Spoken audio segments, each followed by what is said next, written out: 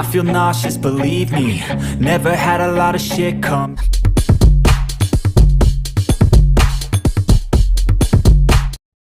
Ken Soson naglabas ng statement talagang malaman at meaningful. She want the best for their boy band. Makabuluhan ang kanyang binitawan. Sabi ni Ken, you know, to be honest, I don't really think about what my role is in the group.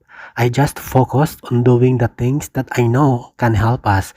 Since the very beginning, ganito na kami, we share ideas with each other and from there, we create something together. So as long as I can contribute to the group, I'm always willing and happy to help.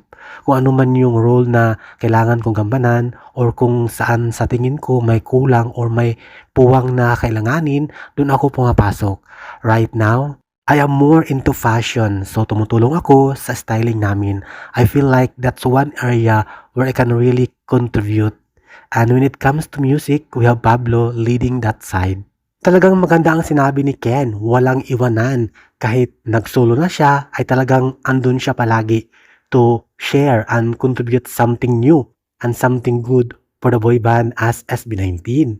Ayon sa statement ni Ken, ay talagang andun ang sharing niya sa kanyang grupo. Walang iwanan. Mahal na mahal niya yan dahil simulat sa pool, sila nagsimula.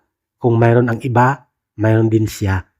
Bali, parang magkapatid na ang turingan nila.